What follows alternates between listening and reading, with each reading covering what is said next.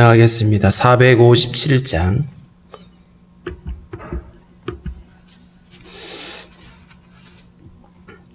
(457장입니다)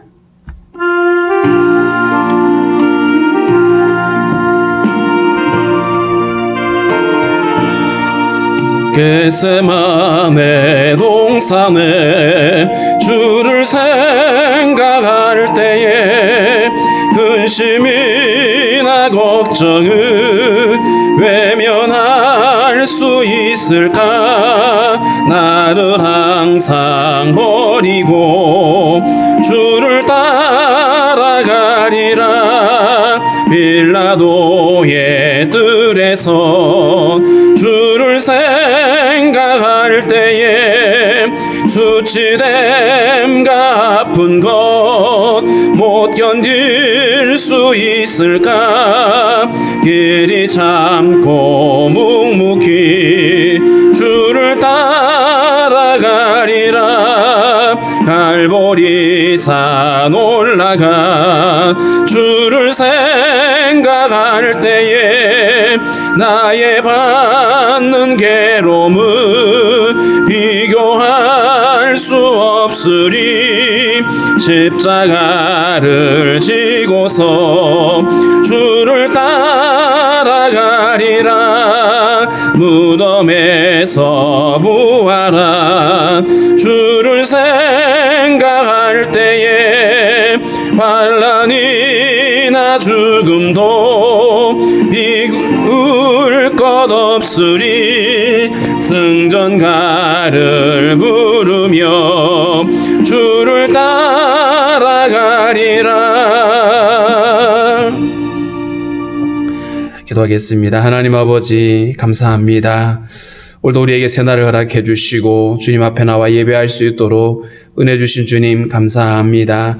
특별히 오늘 복된 주일을 허락하여 주신 하나님, 이 한날도 온전히 주님 앞에 나와 예배하며 주를 기뻐하는 한날이 될 수 있도록 인도하여 주옵소서. 주님을 예배하는 성도들이 어느 곳에 예배를 하든지 하나님께서 동일한 은혜를 부어주시고 성도들이 한 마음으로 온전한 심령으로 예배할 수 있도록 주님 도와주시기를 원하고 기도합니다. 코로나19로 인해서 온 세상이 두려움과 하나님 절망과 고통 가운데 있는 이런 상황에서 그럼에도 여전히 우리 주님이 우리의 소망임을 기억하며 주님만 바라볼 수 있는 저희들 되게 하여 주옵소서.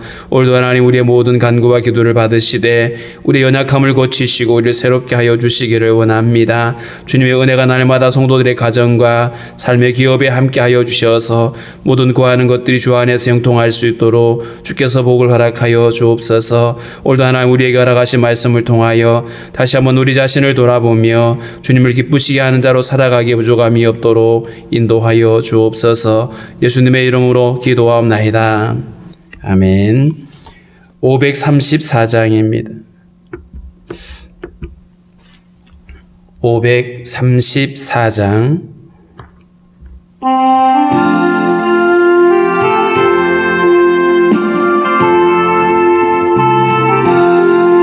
주님 찾아오셨네. 모시어 드리세. 가시관을 쓰셨네. 모시어 드리세. 우리 죄를 속하려 십자가를 지셨네. 받은 고난 크셔라. 모시어 드리세. 보라 성자 오셨네. 모시어 드리세. 영광 중에 계신 주 모시어 드리세. 헛된 교만 버리고 우리 구주 모시어 영원 복락 누리세. 모시어 드리세. 겸손한 자 찾도다. 모시어 드리세. 하늘에서 부르네. 모시어 드리세. 좋은 자리 드리고 주 주실 은혜 구하세 하늘나라 세우세 모시어 드리세 주여 내가 믿으니 오소서 오소서 주여 하녀하오니 오소서 오소서 생명길로 이끄사 슬픔 위로하시고 진리 알게 하소서 오소서 오소서 아멘.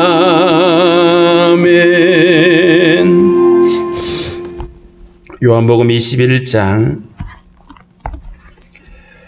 1절부터 14절입니다. 요한복음 21장 1절부터 14절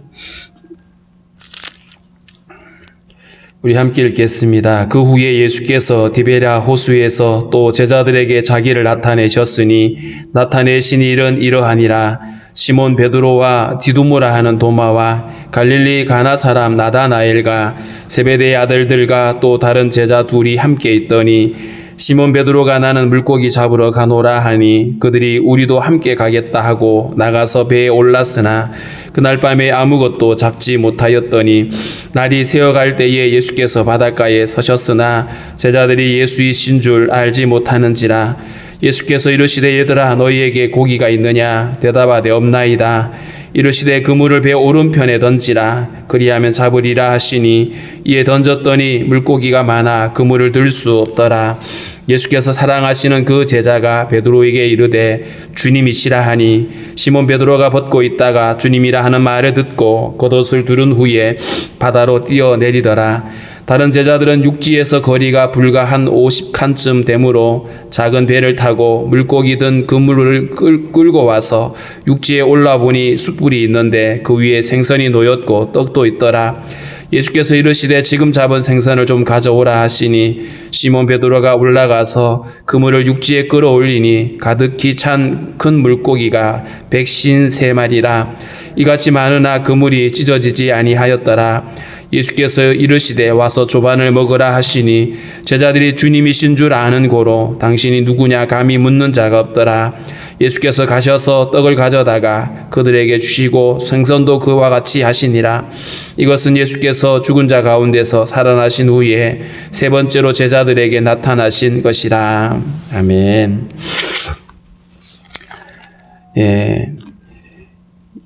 예수님이 부활하신 다음에 제자들에게 여러 번 나타나셨는데 앞서 나와 있는 21장에서는 제자들이 예루살렘에 있을 때에 제자들을 만나 주셨습니다. 그런데 오늘 본문에는 제자들이 갈릴리 호숫가에 있을 때 주님이 거기서 제자들을 찾아오시는데요.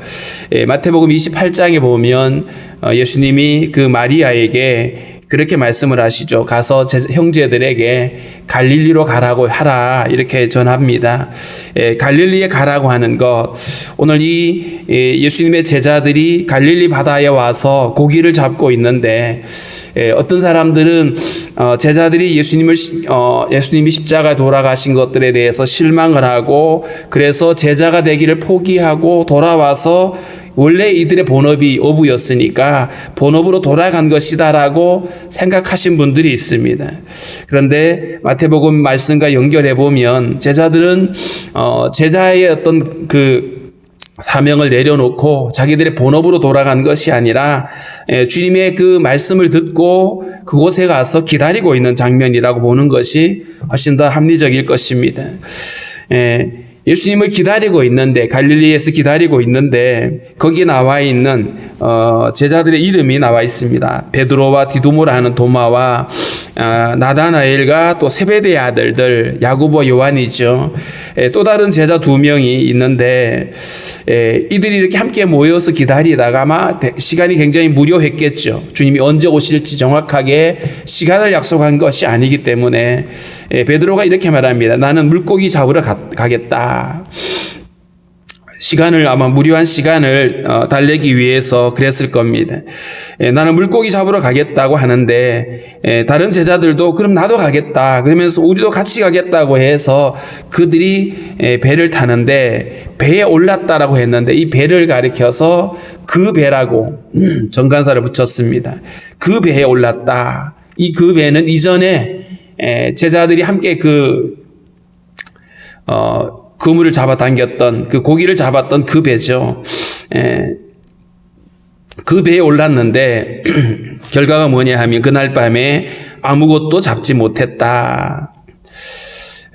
어쨌든 그 밤을 새워가면서 고기를 잡았는데 고기가 안 잡히는 거예요. 그물을 던졌는데 그물을 여기도 던져보고 저기도 던져보고 깊은 데도 가보고 별것 다 했겠죠. 그런데 잡지 못했습니다. 자, 그런데 날이 새어갈 무렵에 여명이죠. 날이 새어갈 무렵에 예수님이 바닷가에 서 계시는데 제자들이 그 어렴풋이 보이는 그 주님의 밖에 서 있는 사람을 보고 예수님인 줄 알아보지 못했죠. 이런 가운데 예수님이 큰 소리로 외칩니다. 이 갈릴리 바다가 또 잔잔할 때는 호수기 때문에 소리가 전달이 되는데 어려움이 없었을 겁니다. 예수님이 이렇게 질문합니다. 얘들아, 너에게 고기가 있느냐? 고기 많이 잡았냐라고 묻는 거죠.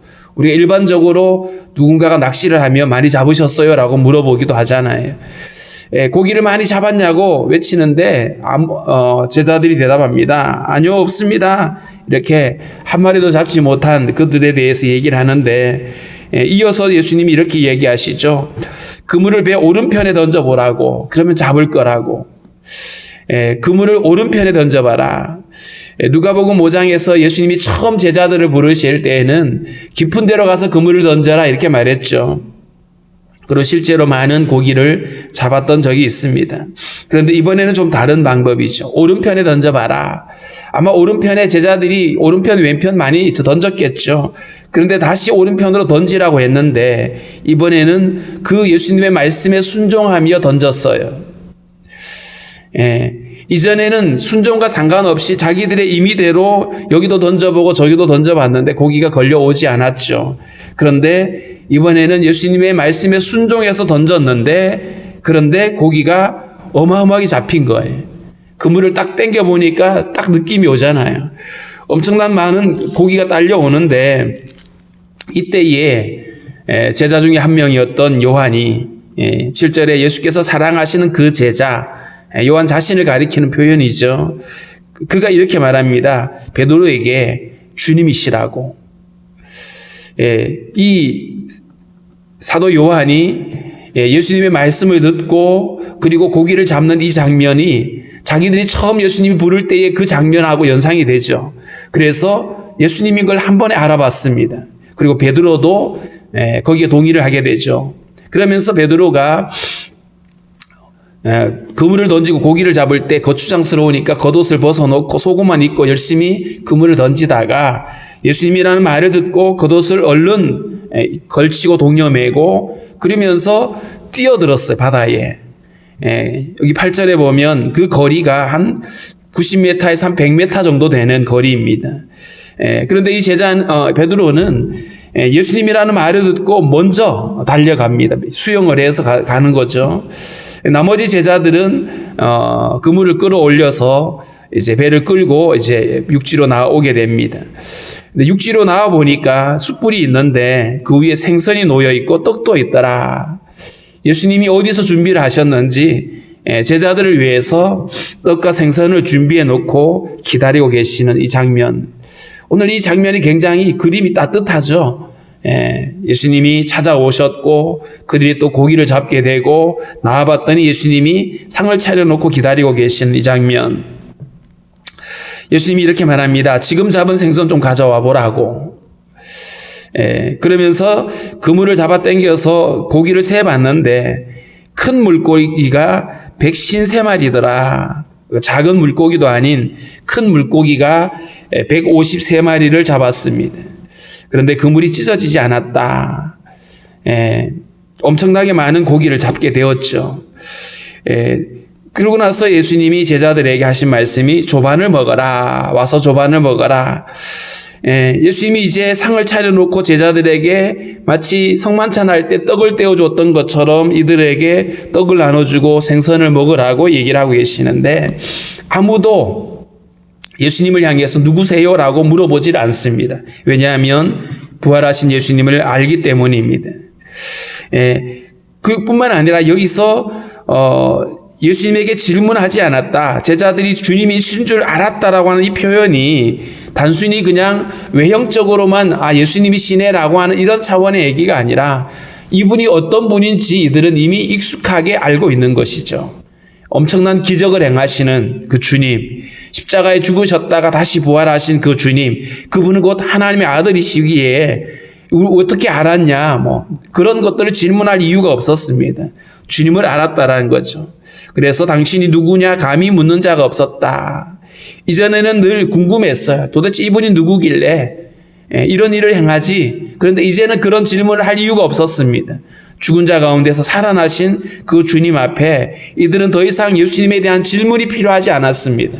이들이 알고 있는 예수를 전하는 일만 이들에게 남겨져 있었던 것이죠.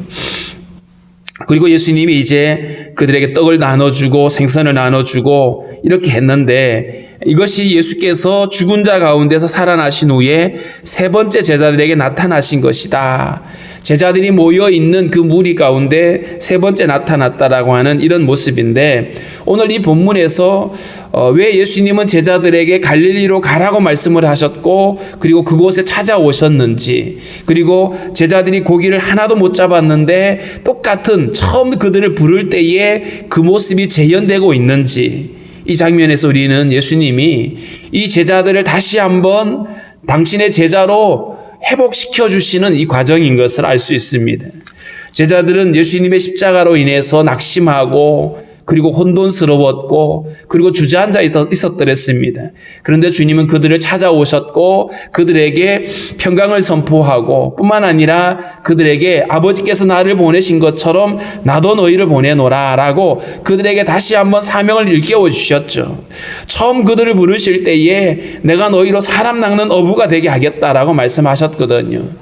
그런데 다시 한번 처음 부르셨던 그 장면을 재현하시면서 주저앉아 있는 이 제자들을 다시 일으켜 세우시는, 이 제자들의 이 사명을 다시 회복시켜 주시는 모습을 알 수가 있는 것이죠. 그래서 사실 이 제자들이 그물을 던졌던 이 장소가 따뜻한 온천수와 합쳐지는 그런 곳이라고 알려져 있습니다. 그래서 늘 거기는 먹을 것이 많아서 고기들이 많이 있는 곳이라고 합니다. 그런데 밤새도록 고기를 새끼 한 마리도 못 잡았다. 그게 기적이래요, 사람들은.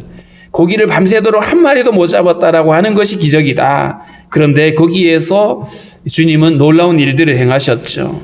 여기서 알 수 있는 것은 주님의 일을 감당함에 있어서 고기를 잡는 것도 하물며 이러한데 사람을 낚는 어부가 되는 것도 어떤 사람들의 열심이나 사람들의 어떤 경험이나 이런 것들로 하는 것이 아니라 철저하게 주님의 말씀에 순종하게 될 때에 뿐만 아니라 주님 안에 거하게 될 때에 그 일을 감당할 수 있다라는 것이죠. 그래서 앞서 20장에서도 성령을 받으라고 말씀하셨던 것처럼 사명을 감당하기 위해서는 인간적인 어떤 경험과 지식이나 말의 어떤 설득력으로 할 수 있는 것이 아니라 철저하게 성령의 인도함을 따라서 감당하게 될 때, 그렇게 증인이 되어질 때에 거기에 열매가 드러날 수 있다는 사실을 알 수가 있습니다. 그래서 사도들의 사명이 사람을 낚는 어부로 부름을 받았는데 이 일을 가능하게 하시는 것은 철저하게 주님으로 말미암아 가능하다. 그래서 주님 없이는 그 사명을 감당할 수 없다라고 하는 사실을 알 수 있습니다. 그래서 오늘 이 주님이 이 갈릴리에서 제자들을 다시 파송하시는, 늘 복음서가 마감하고 있는 것처럼 모든 민족에 가서 제자를 삼으라고 하신 것처럼 만민에게 가서 복음을 전하라고 하신 것처럼 오늘 이 요한복음 마지막 장에서도 이 제자들을 다시 그 증인으로 부르시고 그들을 파송하는 이 장면을 알 수 있습니다. 그러면서 이들의 사명을 회복시켜 주시고 이제 이들이 이 사명을 어떻게 감당할 수 있는지를 말씀을 해 주시는 이 모습인 것이죠. 특별히 이 고기와 관련되어 있는 이 신앙의 모습들 가운데 이 고기라고 하는 이 단어가 익두스라고 하는 단어입니다. 근데 이 단어를 초대 교회에서 성도들이 예수님에 대한 신앙의 고백으로 물고기 그림을 그렸어요. 지금도 뭐 차량 뒤쪽에 보면 물고기 그림 모양을 붙이고 다니는 사람들이 있죠. 그 내용이 물고기라고 하는 단어의 첫 그 머리 글자를 모으면 이런 고백이 되는 겁니다. 익두스라고 하는 단어와 그리고 예수님이 하나님의 아들이신 것 그리고 우리의 구원자이신 것을 고백하는, 그래서 초대교회 성도들의 고백이 뭐였냐면 예수는 하나님의 아들이시고 우리의 구원자이십니다라고 하는 고백이었거든요. 예수 그리스도는 하나님의 아들이시고 우리의 구원자이다. 이 고백을 늘 물고기를 통해서 사람들이 서로 이를 확인했습니다. 왜냐하면 초대교회에 박해가 심했거든요. 그런데 물고기를 그리면서 사람들은 자기 안에 있는 예수님을 향한 고백을 사람들에게 나누면서 나도 같은 형제라고 설명을 하고 있는 이런 모습들이었죠. 오늘 아무튼 이 이야기를 통해서 예수님은 지쳐있고 낙심하고 있는 제자들을 다시 일으켜 세워서 그들을 사명자로 회복시켜 주시는 이 모습을 알 수 있습니다. 사실 우리가 주님을 따른다고 하면서도 수시로 우리는 좌절하게 되고 넘어지게 되고 또 무너질 때가 있습니다. 그때마다 우리가 필요한 것은 다시 한번 주님의 은혜가 필요하고 주님이 우리를 일으키시는 회복이 필요한 것이죠. 그래서 우리는 이렇게 기도해야 될 것입니다. 이 시대에 많은 사람들이 힘들어하고 지쳐 있습니다. 많은 교회가 이 코로나로 인해 가지고 정말 많이 무너져 있는 이런 상황에서 정말 주님의 은혜가 필요한 때입니다. 주님의 긍휼이 필요하고, 그래서 주님이 다시 한번 우리들에게 은혜를 베푸셔서 지쳐있는 심령들 다시 일으켜 세워주시고 주저앉아 있는 자들 다시 일으켜 세워주셔서 이 사명을 감당할 수 있게 달라라고. 특별히 우리 상황을 우리가 주목하게 되어지면 우리는 다시 넘어지게 될 수밖에 없습니다. 그러나 다시 주님을 우리가 바라보고 부활하신 주님을 의지하게 될 때에 우리 이 사명을 온전히 감당할 수가 있게 될 것입니다. 그래서 오늘은 그렇게 기도했으면 좋겠습니다. 갈릴리에서 제자들을 다시 부르시고 이들에게 사명을 회복시켜 주셨던 주님이 이 시대의 교회들과 성도들 가운데 찾아오셔서 지친 심령들 다시 일으켜 세워주시고 이 사명 잘 감당할 수 있게 달라라고 우리 그렇게 기도하도록 하겠습니다.